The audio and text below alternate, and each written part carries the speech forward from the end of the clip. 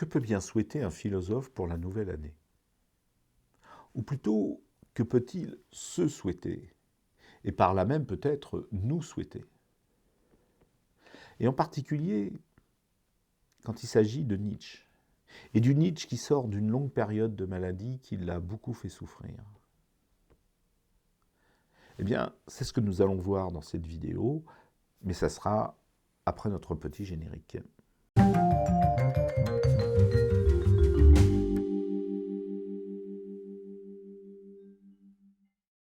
Bonjour les Microsoft, j'espère que vous allez bien. Un peu mieux que moi, qui a un rhume et puis qui a un doigt un petit peu coupé, faudrait jamais cuisiner en fait. Alors, pour commencer, d'ailleurs, je vous souhaite une excellente année puisque j'espère sortir cette vidéo pour le 1er janvier. Et texte de circonstance, je vais vous lire, nous allons faire une lecture commentée d'un texte de Nietzsche qui s'appelle « Pour le Nouvel An », dans le 4e livre du Gai Savoir, livre qui s'intitule « Sanctus Januarius », difficile à dire, qui veut dire Saint Janvier. Donc là, vraiment, on est dans la thématique du mois de janvier et des souhaits de la nouvelle année. Donc nous allons faire un commentaire, une lecture commentée de ce texte, qui n'est pas vraiment un aphorisme, parce que c'est un petit peu long, donc c'est vraiment un paragraphe. Alors pourquoi utiliser cette forme-là de la lecture commentée? Mais parce que je pense que parfois, les textes philosophiques sont assez clairs pour qu'on arrive à les comprendre juste en les lisant phrase par phrase, en s'arrêtant un petit peu pour bien comprendre ce qu'il veut dire, mais sans aller au-delà dans l'interprétation. Donc, je vais vraiment faire une lecture commentée pour rester au plus près du texte de Nietzsche, et donc par là même de la pensée de Nietzsche, parce que si on prend le philosophe au sérieux, on peut considérer que ce qu'il écrit, c'est ce qu'il pense. Donc je vais donc commencer la lecture. Donc il s'agit du texte du paragraphe 276 du Gai Savoir, donc, qui s'intitule, comme je vous l'ai dit, « Pour le Nouvel An ». Et là, il commence par dire « Je vis encore, je pense encore, il faut encore que je vive, car il faut encore que je pense. Sum ergo cogito, cogito ergo sum ». Alors bien sûr, on voit qu'il s'amuse avec la pensée, le cogito cartésien, mais il inverse, c'est-à-dire que il y a cogito ergo sum, donc je pense donc je suis, mais en premier il dit sum ergo cogito, donc je suis, donc je pense. Il faut encore que je vive, car il faut encore que je pense. Il n'a pas tout dit. Le Gai Savoir, c'est vraiment un ouvrage très important. Puis il y en aura d'autres qui vont suivre, puisqu'il y aura le Zarathustra et puis la généalogie de la morale. Donc il se rend bien compte qu'il a des choses à dire encore. Donc il a besoin de vivre. Mais quand il dit « je vis encore », cela fait écho à ce qu'il nous dit au début de l'ouvrage, dans l'avant-propos, car le Gai Savoir a été écrit après une longue période de maladie, pendant laquelle Nietzsche a beaucoup souffert. Et donc, voilà ce qu'il écrit dans l'avant-propos. Il écrit « Il déborde ». Alors, « il », c'est le livre. Ce livre, le Gai Savoir, déborde de reconnaissance, comme si la chose la plus inattendue s'était réalisée. C'est la reconnaissance d'un convalescent, car cette chose inattendue, ce fut la guérison. Donc Nietzsche a conscience que sans cette longue période de maladie et sans cette guérison, le livre Le Gai Savoir n'aurait pas pu exister, n'aurait pas pu être réalisé par Nietzsche. Pas seulement parce que s'il était resté malade, il n'aurait pas pu faire des livres, mais qu'il avait besoin de cette maladie pour comprendre certaines choses. C'est aussi ce qu'il dit dans un autre texte, ce qui ne nous tue pas nous rend plus forts. Donc la maladie ne l'a pas tué, elle l'a donc rendu plus fort. Et cette force, c'est celle qu'il va y avoir dans le Gai Savoir. cette gaieté du gai savoir, vous voyez, c'est très important. Et donc là, il se rend compte, c'est la nouvelle année, il est guéri, donc maintenant, il va pouvoir penser. Et donc nous voilà au 1er janvier, et là il nous le dit, c'est le jour où chacun se permet d'exprimer son désir et la pensée la plus chère. Et moi aussi, je vais dire ce qu'aujourd'hui je souhaite de moi-même, et quelle est la pensée que cette année j'ai prise à cœur la première. Donc il va nous dire vraiment, quelque part, ce qui est le cœur de sa philosophie, quoi. Qu'est-ce qui est le plus important? Qu'est-ce qu'il souhaite pouvoir réaliser? Quelle est la pensée qui devra être dorénavant pour moi la raison, la garantie et la douceur de vivre? Donc il ne s'agit pas seulement d'une pensée comme ça, c'est dorénavant, ça sera ma raison, la garantie et la douceur de vivre. Donc c'est vraiment quelque chose, encore une fois, de très important. Et donc là, il va nous dire ce qu'elle est, cette pensée. Je veux apprendre toujours davantage à considérer comme beau ce qu'il y a de nécessaire dans les choses. Ainsi, je serai de ceux qui rendent belles les choses. Je veux apprendre toujours davantage à considérer comme beau ce qu'il y a de nécessaire dans les choses.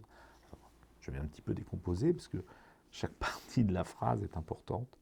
D'abord, ça commence par un « je veux ». Ce n'est pas seulement un « je souhaite ». Je veux. Alors on sait que chez Nietzsche, il y a quelque chose qui est important, c'est la volonté de puissance. La volonté. On insiste souvent sur la partie puissance. Et on dit, voilà, Nietzsche veut être puissant, il veut dominer les autres. Non, ce qui est important d'abord, c'est la volonté. C'est de vouloir des choses. Donc là, il dit, je veux. Je me souviens d'une fois, j'en avais parlé avec un philosophe un petit peu connu, qui disait, je lui avais dit, ah oui, mais ce qui est important dans ce texte aussi, c'est le je veux. Elle disait, ah oui, comme si quand on ne voulait pas, c'était de notre faute. Non, mais là, Nietzsche, il dit je veux. Non, c'est clair, vous voyez, c'est pour ça que je disais, il faut faire une lecture commentée. On ne peut pas choisir, on ne peut pas faire du cherry picking, et puis dire, bon, je prends ça, puis je ne prends pas ça. Non, je veux apprendre. Bon, ça veut dire que ça ne va pas être facile. C'est pas facile.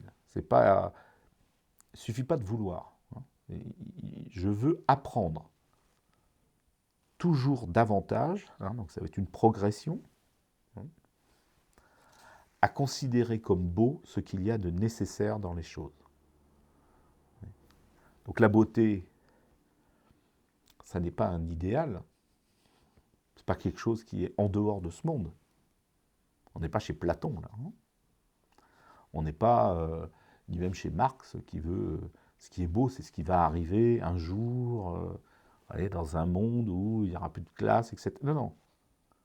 Je veux considérer comme beau ce qu'il y a de nécessaire dans les choses, là, maintenant, ici et maintenant. Et puis, ce n'est même pas les choses elles-mêmes qui sont belles, c'est la nécessité qu'il y a dans les choses.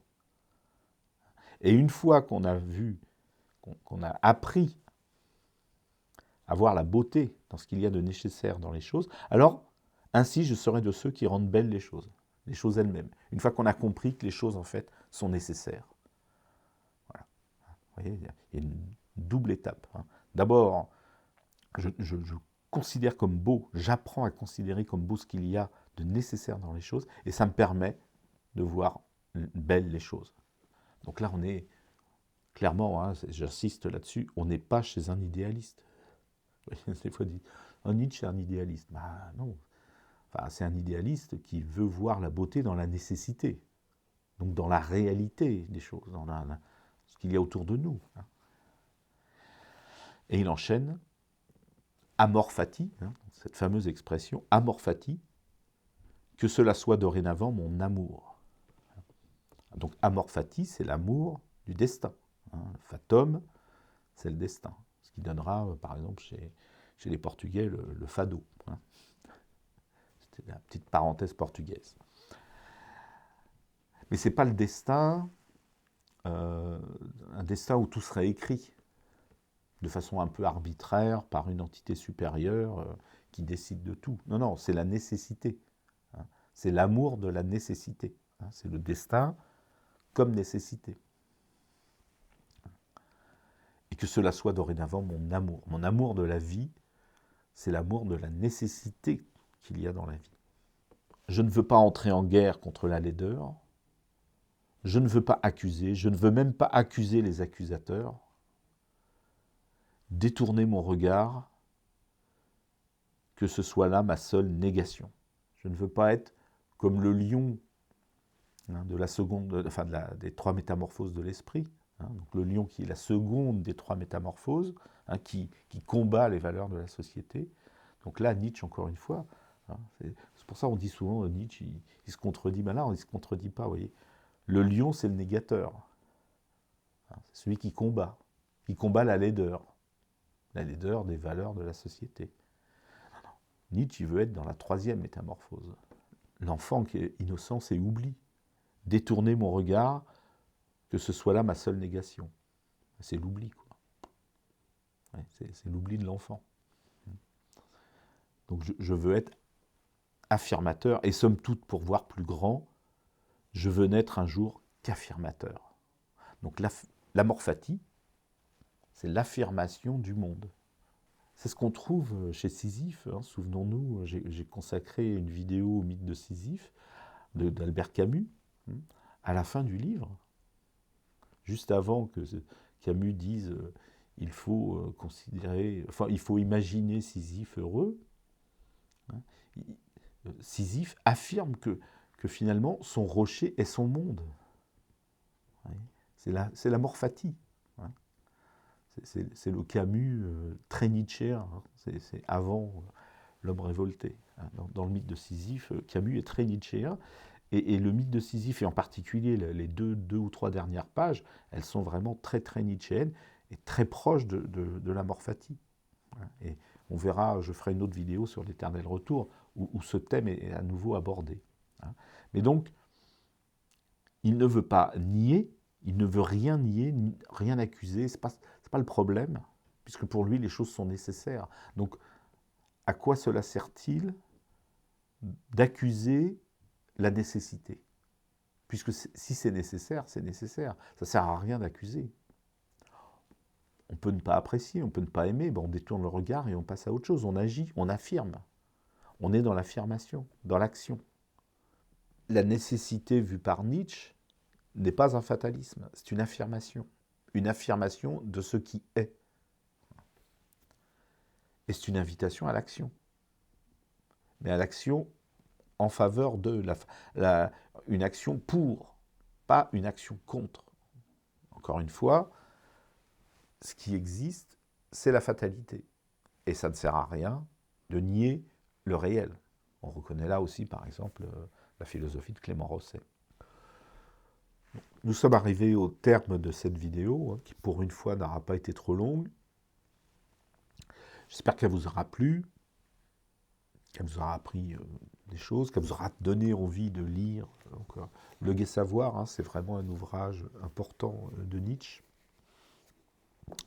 Si c'est le cas, petit pouce vers le haut, abonnez-vous à la chaîne si ce n'est pas déjà fait. Je vous souhaite une excellente année 2024 et je vous dis à très bientôt pour une autre vidéo qui est déjà en préparation, donc que j'espère sortir assez rapidement. Voilà, au revoir.